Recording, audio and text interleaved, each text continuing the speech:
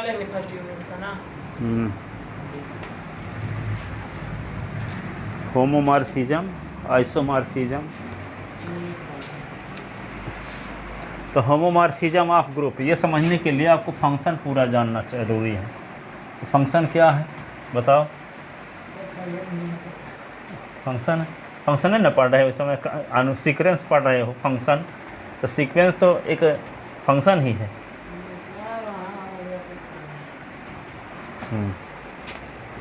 तो क्या होगा, जैसे मान लो ये आपको पढ़ाना है homomorphism of group, homo unit second है ना, homomorphism of group, of A group, homomorphism of group ऐसे लिखो। तो समूह की तुल्यकारिता, समाकारिता हिंदी में बोलते हैं। तो यहाँ पे देखो, इसके जानने के लिए नंबर फर्स्ट चीज़ जानना ज़रूरी है फंक्शन। तो फंक्शन क्या होता है? फंक्शन का दूसरा नाम क्या है? मैपिंग। क्या बोलते हैं इसको? मैपिंग। मैपिंग क्या है? तो जैसे आपके पास इस प्रकार का दिया है f(x) = 2s+1 ऐसे, तो ये कहते हैं एक फंक्शन है f(x) = 2s+1, ठीक है। लेकिन इसमें इसको देख करके कैसे डिफाइन करोगे फंक्शन को? इसको देख के डिफाइन ये करोगे कि f एक नियम है जो x में लगा तो s को 2s+1 बना दिया, ठीक है। इसका मतलब और समझने के लिए, जैसे मान लो 1 में लगाओगे तो 2 × 1 + 1 तो 3, 2 तो 2 × 2 + 1 तो क्या होगा 5, 3 तो 2 × 3 + 1 7, 2 × 4 + 1 तो 9। तो यह फिर एक नियम है जो 1 को 3 बना दिया, 2 को 5 बना दिया, 3 को 7 बना दिया, 4 को 9 बना दिया। तो यह क्या है? एक नियम है, तो ठीक है। तो यह एक नियम है जो s को 2s+1 बना दिया। पर नियम कैसा है? रूल, नियम यानी रूल, ठीक है। तो रूल कैसा है कि जो दो सेट के बीच लगता है, एक सेट ए हो गया तो दूसरा सेट बी। सेट ए के मेंबर क्या हैं? 1 2 3 4, 1 2 3 4। बी के मेंबर क्या हैं? 3 5 7 9। तो ए और बी दो नॉन एम्प्टी सेट हैं। तब एक ऐसा नियम जिसके द्वारा सेट ए के ईच एलिमेंट बी के यूनिक एलिमेंट से रिलेटेड हों, तो ए और बी के बीच लगने वाले रूल को क्या बोलते हैं? फंक्शन, ठीक है। जैसे ए और बी दो नॉन एम्प्टी सेट हैं, तब एक ऐसा रूल जिसके माध्यम से सेट ए के सभी एलिमेंट बी के यूनिक एलिमेंट से रिलेटेड हों, तो ए और बी के बीच लगने वाले ऐसे रूल को फंक्शन कहते हैं, ठीक है। अब जैसे मान लो यूनिक और ईच एलिमेंट, इससे मतलब क्या हुआ? जैसे मान लो ए और बी हैं और दो सेट हैं, इसके एलिमेंट के मान लो s1 s2 s3 हैं, है ना, s1 s2 s3, और y1 ये y2 और ये y3। तो s1 का इमेज y1 पर बन रहा है, s1 का इमेज y2 पर बन रहा है, s2 का इमेज y3 पर बन रहा है, मान लो y4 है तो इसका इमेज y4 पर बन रहा है। तो देखते क्या है कि सेट ए के सभी एलिमेंट रिलेटेड तो हैं, लेकिन हर एक एलिमेंट का यूनिक इमेज नहीं है। यूनिक का मतलब केवल एक है। जैसे हाँ s1 का इमेज y1 पर भी बन रहा है, s1 का इमेज y2 पर भी बन रहा है, तो यहाँ यूनिक इमेज नहीं है। यूनिक इमेज का मतलब हर एक एलिमेंट का एक ही स्थान पर इमेज बने। जैसे इसमें हर एक एलिमेंट का अलग अलग इमेज बन रहा है, यानी एक एलिमेंट का एक ही स्थान पर इमेज बन रहा है। ऐसा नहीं है कि एक ही एलिमेंट का दो स्थानों पर इमेज बन रहा हो, जैसे एक ही एलिमेंट का दो स्थानों पर इमेज बन रहा है, तो यहाँ यूनिक इमेज नहीं है, लेकिन यहाँ यूनिक इमेज है। तो यहाँ ये रूल फंक्शन कहलाएगा, लेकिन ये रूल फंक्शन नहीं है। ये वाला रूल फंक्शन नहीं है, लेकिन ये रूल फंक्शन है, ठीक है। अब हम क्या बोलते हैं? जैसे मान लो ये कहा जाए कि ए और ये बी सेट हैं और इसके एलिमेंट मान लो a1 a2 a3 है और ये को b1 b2 b3 है, ठीक है। अब इसमें ये इससे रिलेटेड हो गया और ये इससे रिलेटेड हो गया, ठीक है। और ये मान लो b4 भी है, ये इससे, बस इतना ही है, मान लो इतना है। ये एक एलिमेंट किसी से रिलेटेड ही नहीं है, हाँ, तो ये रूल फंक्शन नहीं होगा, क्योंकि फंक्शन की डेफिनेशन ये बताए कि ए और बी दो नॉन एम्प्टी सेट हैं, तब एक ऐसा रूल जिसके माध्यम से सेट ए का ईच एलिमेंट सेट ए का बी के यूनिक एलिमेंट से रिलेटेड हो। ठीक है, लेकिन यहाँ पे सेट ए के हर एक एलिमेंट रिलेटेड ही नहीं है, तो ये फंक्शन नहीं कहलाएगा, रिलेशन कहलाएगा लेकिन फंक्शन नहीं कहलाएगा। ठीक है, तो यहाँ पे क्या होगा, तो डेफिनेशन क्या बनी कि ए और बी दो नॉन एम्प्टी सेट हों, तब एक ऐसा रूल जिसके माध्यम से सेट ए के ईच एलिमेंट बी के यूनिक एलिमेंट से रिलेटेड हों, तब ए और बी के बीच लगने वाले ऐसे रूल को फंक्शन कहते हैं। फंक्शन का दूसरा नाम है मैपिंग। ठीक है, इसको क्या बोलेंगे, मैपिंग। ठीक है, अब यदि मान लो यहाँ आपके पास मान लो 3, 5, 7 और यहाँ पे क्या होता 8, 9 है, यहाँ 10 हो भी होता। ठीक है, तो 10 तक किसी एलिमेंट से रिलेटेड नहीं है, तो इधर चलेगा, कोई एलिमेंट भले बच जाए, पर इधर नहीं बचना चाहिए। इधर कोई एलिमेंट बचा तब भी वो फंक्शन होगा, पर इधर कोई एलिमेंट ऐसा बच गया जो किसी संबंधित नहीं है तो फंक्शन नहीं कहलाएगा।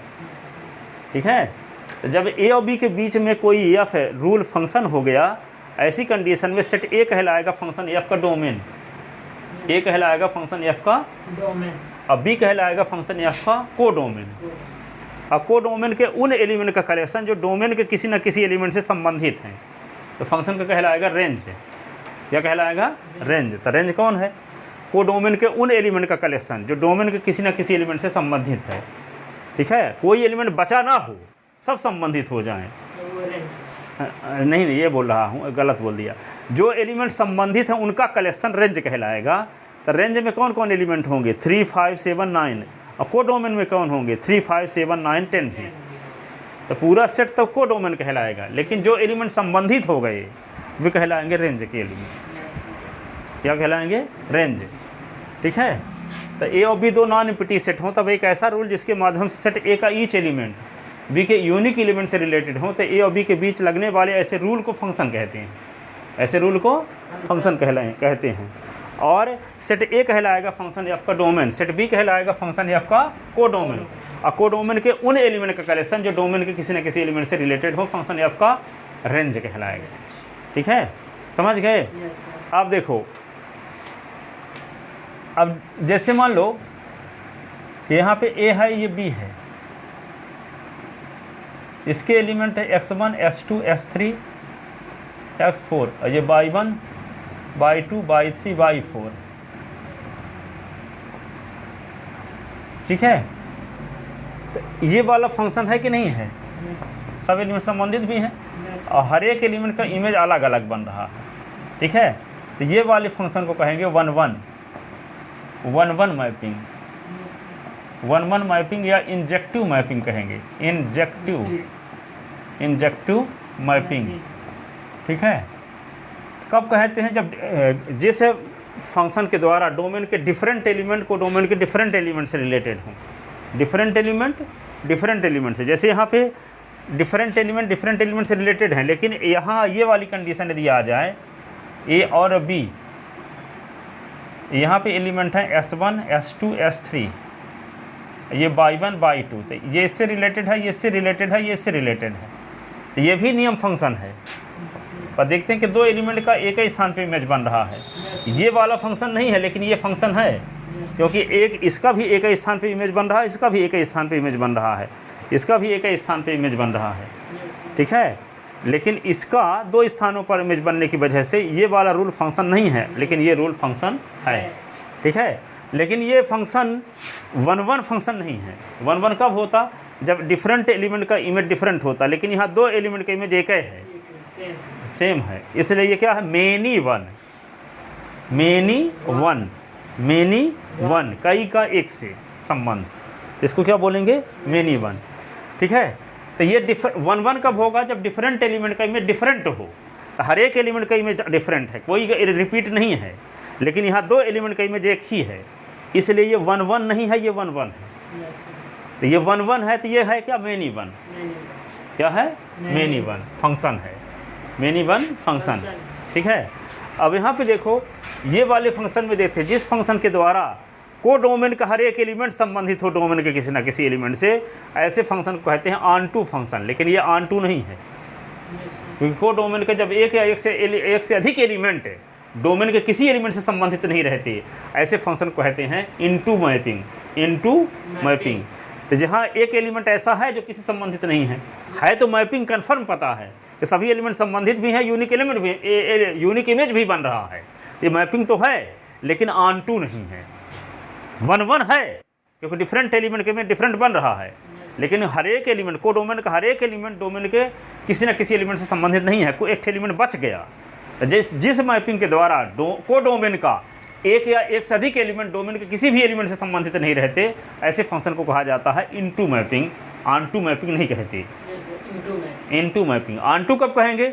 जब को डोमेन के हर एक एलिमेंट संबंधित हो जाए डोमेन के किसी न किसी एलिमेंट से। जैसे ये वाला फंक्शन कोई एलिमेंट बचा नहीं है, हर एक एलिमेंट संबंधित है, तो ऑन टू भी है ये और 1-1 भी है, 1-1 भी है और ऑन टू। 1-1 के लिए डिफरेंट एलिमेंट का इमेज डिफरेंट होना जरूरी है, ठीक है, पर फंक्शन के डिफाइंड होने के लिए कोई ज़रूरी नहीं है। फंक्शन तो यहाँ ये वाला भी है, 2 एलिमेंट का इमेज एक स्थान पर बन रहा है तब भी फंक्शन है, क्योंकि हर एक एलिमेंट संबंधित भी है और यूनिक इमेज भी बन रहा है। ये फंक्शन की डिफिनेशन की दोनों कंडीशन को फॉलो कर रहा है, इसलिए ये रूल क्या है, फंक्शन है। लेकिन जब डिफरेंट एलिमेंट का इमेज डिफरेंट बने तो क्या कहलाएगा? 1-1। और को डोमेन का हर एक एलिमेंट संबंधित हो जाए डोमेन के किसी न किसी एलिमेंट से तो ऑन टू। आपको डोमेन का एक या एक से अधिक एलिमेंट डोमेन के किसी एलिमेंट से संबंधित ना रहे तो इनटू, ठीक है। और जो 1-1 ऑन टू दोनों हो उसको कहते हैं बाइजेक्टिव, बाइजेक्टिव मैपिंग कहते हैं, ठीक है। ऑन टू का दूसरा नाम सर्जेक्टिव भी है। तो जो मैपिंग इंजेक्टिव हो और सर्जेक्टिव हो तो उसको कहते हैं बाइजेक्टिव। और जो मैपिंग बाइजेक्टिव हो तो वो होती है इन्वर्टिबल, प्रतिलोमी। क्या होगी? इन्वर्टिबल। तो इन्वर्टिबल दिखाने के लिए क्या दिखाना जरूरी है? वो मैपिंग को दिखा दो 1-1 भी है और ऑन टू भी है। और जो 1-1 ऑन टू होगा तो उनको बोलेंगे इंजेक्टिव सर्जेक्टिव है, और जब इंजेक्टिव सर्जेक्टिव है तो क्या होगा? बाइजेक्टिव होगा। और जो बाइजेक्टिव होता है वही मैपिंग इन्वर्टिबल होती है। तब अब कैसे प्रूव करोगे कि जो बाइजेक्टिव होगी वही इन्वर्टिबल होगी? इन्वर्टिबल की मीनिंग क्या हुई? जैसे ये मैपिंग क्या है, 1-1 भी है और ऑन टू भी है। तो जब ये मैपिंग 1-1 ऑन टू दोनों प्रकार की है तो हम को डोमेन मान लें और डोमेन को डोमेन मान लें, तो इधर से भी एक फंक्शन डिफाइन हो सकता है कि नहीं? क्योंकि हर एक एलिमेंट संबंधित है इसके, क्योंकि डोमेन के हर एक एलिमेंट संबंधित होना जरूरी ना है, तो हर एक एलिमेंट इसके संबंधित है और यूनिक इमेज भी बन रहा है, ठीक है। लेकिन यदि हम इसको मान लें डोमेन और इसको को डोमेन मान लें तो इसके हर एक एलिमेंट तो संबंधित हैं, लेकिन बाई-1 के 2 स्थानों पर इमेज बन जाएगा, और जब 2 स्थानों पर इमेज बन जाएगा तो फंक्शन ही नहीं कहलाएगा, यूनिक इमेज नहीं मिलेगा यहाँ। जब 1-1 ऑन टू रहेगा तो यूनिक इमेज भी बन जाएगा, लेकिन जब मेनी 1 रहेगा तो बी से ए में फंक्शन हम डिफाइन नहीं कर सकते। ए से बी में कर सकते हैं पर बी से ए में नहीं कर सकते, क्योंकि बी से ए में डिफाइन करने के लिए बी को डोमेन बनना पड़ेगा, और डोमेन का हर एक एलिमेंट का इमेज को डोमेन में क्या आना चाहिए? यूनिक आना चाहिए। लेकिन यहाँ पे बाई-1 का इमेज 2 स्थानों पर बन रहा है ना, तो बाई-1 का 2 स्थानों पर इमेज बन रहा है, यूनिक नहीं बन रहा है। लेकिन इधर से जब देखते हैं तो x1 का एक स्थान पर इमेज बन रहा है, x2 का भी एक स्थान पर इमेज बन रहा है, तो यूनिक इमेज इधर से बन रहा है। लेकिन हम एक ही एलिमेंट का 2 इमेज बन जाएगा जब इसको डोमेन बना देंगे तो, ठीक है। तो डोमेन के लिए कंडीशन क्या है? हर एक एलिमेंट संबंधित होना चाहिए और यूनिक इमेज बनना चाहिए, लेकिन यूनिक इमेज नहीं बनेगा, इसलिए बी से ए में मैपिंग डिफाइन नहीं हो सकती, ठीक है। डिफाइन तभी हो सकती है जब मैपिंग 1-1 भी हो और ऑन टू भी हो, ठीक है। यदि मान लो इसमें इसको डोमेन बना दिया जाए तो जब डोमेन बनेगा तो डोमेन का हर एक एलिमेंट संबंधित होना जरूरी है, तो ये एलिमेंट तो बचा रहेगा ना, तो फंक्शन नहीं डिफाइंड होगा, ठीक है। इससे ये बात साबित हो गई कि ये ऑन टू भी होना चाहिए और 1-1 भी होना चाहिए, तभी बी से ए में फंक्शन डिफाइंड कर सकते हो। तो बी से ए में डिफाइंड होने वाली मैपिंग को एफ का इन्वर्स मैपिंग कहते हैं, उसको एफ इन्वर्स से डिनोट करते हैं, बशर्ते एफ का क्या होना जरूरी है? 1-1 ऑन टू। तो जैसे एफ है ये 1-1 भी है ऑन टू भी है, तब हम बी से ए में मैपिंग डिफाइंड कर सकते हैं, उस मैपिंग को कहेंगे एफ इन्वर्स। ये एफ इन्वर्स कहाँ से डिफाइंड होगी? बी से ए में, जबकि एफ किससे बीच है डिफाइंड है? ए से बी में। ए से बी में मैपिंग एफ है क्या? बाइजेक्टिव। बाइजेक्टिव मीन्स इंजेक्टिव और सब्जेक्टिव दोनों, injective subjective means 1-1 onto दोनों।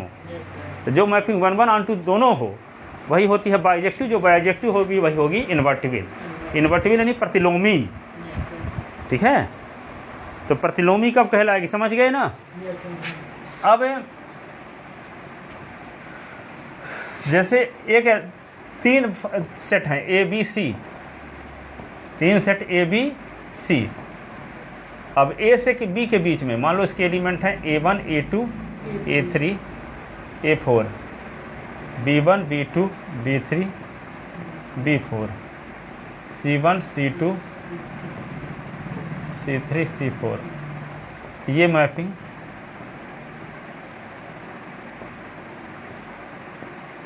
तो यहाँ पे एक मैपिंग F है जो A से B में 1 1 ऑन 2 है, और यहाँ एक मैपिंग G है जो B से C में 1 1 ऑन 2 1 1 ऑन 2 है। तो एक मैपिंग A से C में भी डिफाइन कर सकते हैं।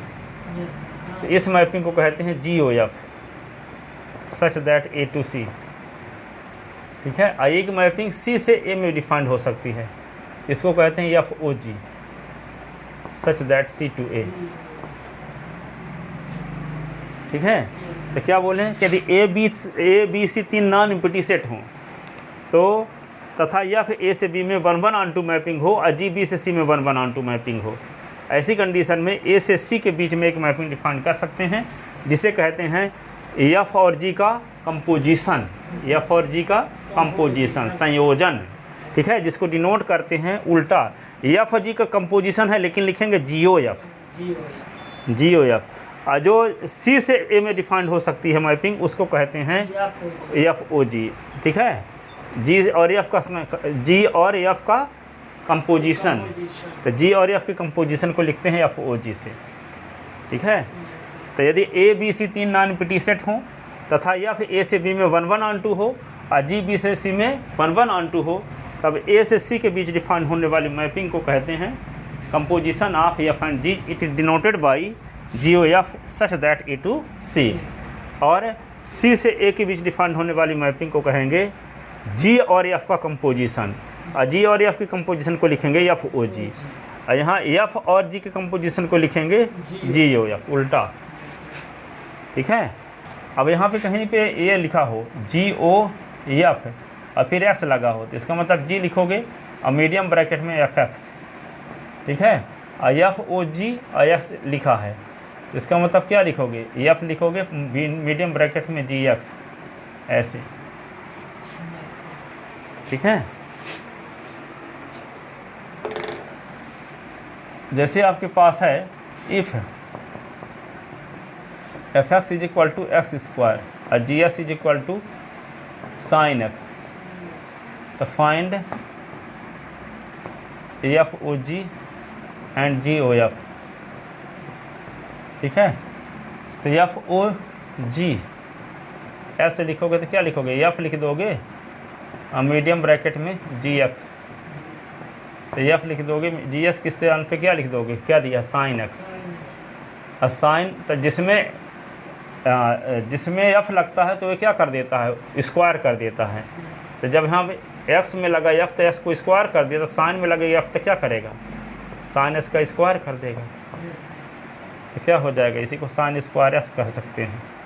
फिर क्या है GOF X, तो G लिखेंगे मीडियम ब्रैकेट में क्या लिखेंगे FX, और FX की वैल्यू आपको क्या पता है S स्क्वायर, तो S स्क्वायर में G लगाओगे तो क्या होगा, क्योंकि जिसमें G लगता है उसके पहले साइन लगा देता है, तो ये साइन S स्क्वायर, तो ये साइन स्क्वायर S, ये साइन S स्क्वायर, दोनों सेम है क्या, नहीं है, तो क्या है,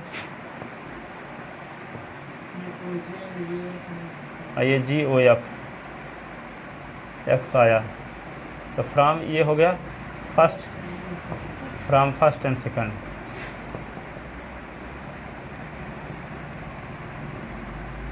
सेकंड क्या हो गया,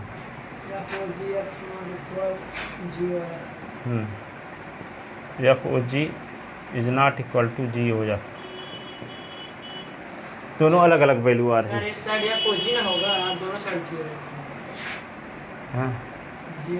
FOG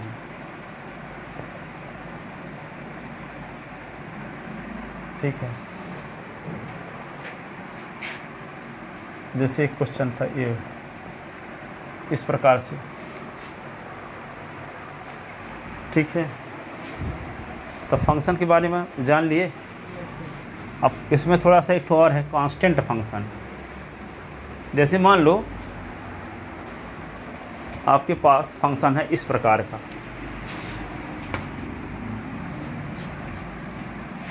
F x is equal to, मान लो है आपके पास 2x, तो एस की वैल्यू जब 1 रखोगे तो क्या आएगा 2 गुणे 1, एस के स्थान पे 2 रखोगे तो 2 गुणे 2, एफ के स्थान पे 3 रखोगे तो 3 गुणे 2, तो क्या होगा 6, ये 4, ये 2, ऐसे होगा।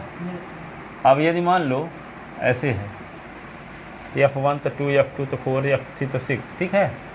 अब यदि आपके पास ऐसे दिया हो f x is equal to 7, तो एस के स्थान पे 1 रखेंगे तब भी 7, 2 रखेंगे तब भी 7, 3 रखेंगे तब भी 7, ठीक है। तो एस का मान कुछ भी रखेंगे तो क्या रहेगा 7, इसका मतलब फला एस का मान 1 करोड़ रखोगे तब भी 7, इसको क्या बोलेंगे कांस्टेंट फंक्शन, क्योंकि इसकी वैल्यू एस पर डिपेंड नहीं करती, ये तो इसकी वैल्यू एस के पर डिपेंड करती है। तो एस के स्थान पे जो मान रखेंगे उसके हिसाब से फंक्शन की वैल्यू भी बदल जाएगी, लेकिन यहाँ एस का मान चाहे कुछ भी रखो तो फंक्शन बदलेगा नहीं। तो ऐसे फंक्शन को क्या बोलेंगे कांस्टेंट फंक्शन। तो इसका डायग्राम कैसे बनेगा, ऐसे ए हो गया ये बी हो गया, तो ये इसको क्या लिख दें 1 2 3 और यहाँ पे 7, ऐसे ये भी 7 से, ये भी 7 से, ये भी 7 से, तो ये क्या कहलाएगा कांस्टेंट फंक्शन, क्या कहलाएगा कांस्टेंट फंक्शन। अब ये भी जानते हो कि 2 में 0 जोड़ दें तो 2 आएगा कि नहीं, 3 में 0 जोड़ दें तो 3 आएगा, 4 में 0 जोड़ दें तो 4 ही आएगा, 5 में 0 जोड़ दिए तो 5 ही आया। तो इसको 0 को क्या बोलते हैं एडिटिव आइडेंटिटी एलिमेंट, क्या बोलते हैं एडिटिव आइडेंटिटी एलिमेंट। लेकिन जैसे मान लो आपके पास क्या आ गया, यदि f x is equal to x है तो एक्स के स्थान पे 1 रखो तब भी 1 आएगा, 2 रखोगे तो 3 रखोगे तो 3 आएगा, 4 रखोगे तो 4 आएगा। तो किसी नंबर में एफ लगाते से उस नंबर में कोई फ़र्क नहीं पड़ रहा है, पड़ रहा है क्या, क्योंकि f x is equal to s लिखने से किसी भी नंबर में एफ लगाओगे तो वही नंबर आ जाती है। तो ऐसे फंक्शन को क्या बोलते हैं आइडेंटिटी मैपिंग। जैसे यहाँ पे 0 जोड़ने से कोई फ़र्क पड़ता नहीं था 2 3 4 5 में, तो एफ लगाने से इन नंबर में कोई फ़र्क पड़ नहीं रहा है। 1 में एफ लगाए तो 1 आ गया, 2 में एफ लगाए तो 2 आ गया, 3 में एफ लगाए तो 3 आ गया, 4 में एफ लगाए तो 4 आ गया। तो एफ लगाने से कोई साइड इफ़ेक्ट नहीं पड़ा, जैसे 0 जोड़ने से कोई साइड इफ़ेक्ट नहीं पड़ा। तो 0 क्या हुआ एडिटिव आइडेंटिटी एलिमेंट, ठीक है। लेकिन यहाँ पे 2 में 1 का गुणा करो तो 2, 3 में 1 का गुणा करो तो 3, 4 में 1 का गुणा करो तो 4, तो 1 क्या होगा multiplicative identity element, multiplicative identity element, multiplicative identity element. तो इसी प्रकार यहाँ देखो एस में एफ लगाए तो एक्स आया, 1 में एफ लगाए तो एफ 1 आया, 2 में एफ लगाए तो 2 आया, 3 में एफ लगाए तो 3 आया, 4 में एफ लगाए तो 4 आया। तो एफ क्या हुआ आइडेंटिटी मैपिंग, क्या हुआ आइडेंटिटी मैपिंग, आइडेंटिटी मैपिंग, ठीक है। क्योंकि वे फंक्शन लगाने से वैल्यू में कोई फ़र्क नहीं पड़ रहा है, इसलिए क्या कहलाएगा ये आइडेंटिटी मैपिंग। समझ गए।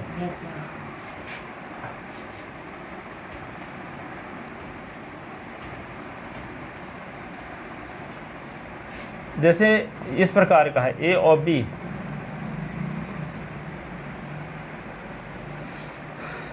वन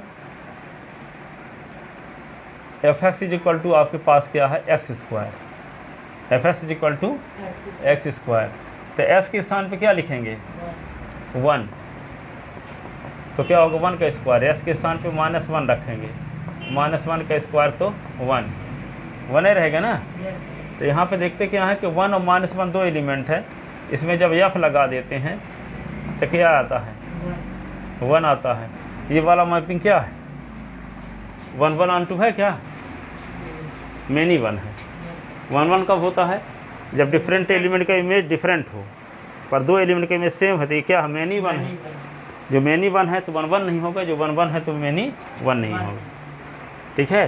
ये मैपिंग है। अब जैसे मान लो आपके पास कैसे, मान लो कोई फंक्शन दिया है f x is equal to 2s + 3, ये पता चेक करना है कि फंक्शन आर से आर में, रियल नंबर से रियल नंबर में 1 1 है कि नहीं है, 1 1 है कि नहीं है। तो क्या करोगे f x is equal to f y लेकर चलो, और एस बराबर वाई प्रूव कर दो, तब ये साबित हो जाएगा कि एफ क्या है 1 1 है, ठीक है। तो f s is equal to f y लिए तो क्या हो गया एफ की परिभाषा से 2s + 3, ये क्या होगा 2y + 3, तो 3 3 कट गया, तो 2s is equal to 2y, तो 2 2 कट गया, तो s is equal to y, इसका मतलब एफ क्या है 1 1 ऑन टू का मतलब क्या है, ऑन टू का मतलब ये होता है कि कोडोमेन का हर एलिमेंट डोमेन के किसी न किसी एलिमेंट से संबंधित है। जैसे मान लो ये क्या लगा दे किसी एलिमेंट में 1 में एफ लगाए तो 1 आया, तो 1 कहलाएगा प्री इमेज और ये कहलाएगा इमेज, ठीक है।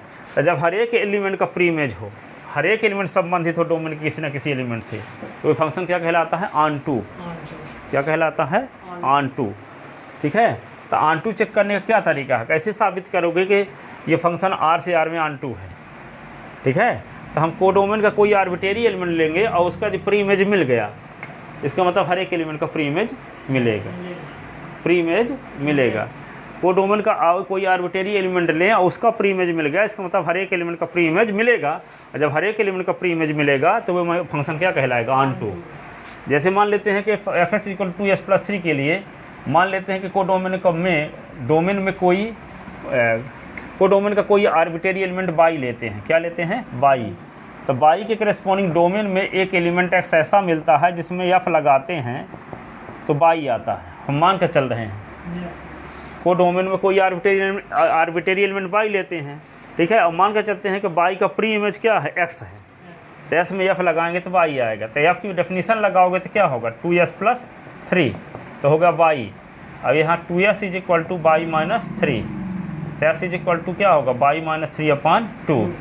तो यहाँ पे बाई का कोई आर्बिट्रेरी एलिमेंट लिए थे तो बाई के करस्पॉन्डिंग डोमेन में जो एलिमेंट मिलेगा वो बाई माइनस 3/2 मिलेगा, क्या मिलेगा बाई माइनस 3/2। अब इसमें यदि हम एफ लगा देंगे तो एफ का काम क्या है, एफ का काम ये है कि जिसमें लगता है उसको दुगुना करके 3 जोड़ता है, उसका दुगुना करके 3 जोड़ता है। तो 2 दुगुना करेंगे तो बाई माइनस 3/2 प्लस 3, तो 2 2 कट गया तो बचा क्या बाई माइनस 3 प्लस 3 भी कट गया, तो बाई आ रहा है कि नहीं।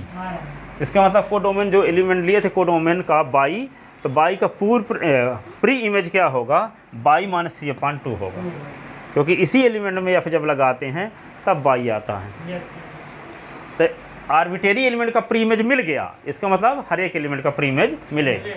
तो जब हर एक एलिमेंट संबंधित हो जाए कोडोमेन का, जब हर एक एलिमेंट कोडोमेन का संबंधित हो गया तो कोडोमेन और रेंज में समान एलिमेंट होंगे, कोडोमेन और रेंज में समान। और जिस फंक्शन का कोडोमेन और रेंज समान हो जाए उसको ऑन टू कहते हैं। और जब 1 1 भी हो गया ऑन टू भी होगा तो क्या होगा फिर इन्वर्टिबल बाइजेक्टिव होगा, और जो बाइजेक्टिव होता है वही इन्वर्टिबल होता है, वही क्या होता है इन्वर्टिबल, ठीक है। ये बात सब समझ में आ गई हैं। तो जो बोले हैं वही सब लिखा हुआ, एक किताब से कल लिख के ले आना आप, अब हम लिखवाएंगे नहीं, जो बोले हैं वो सब लिखा भी है इसमें, किताब आपको देते हैं।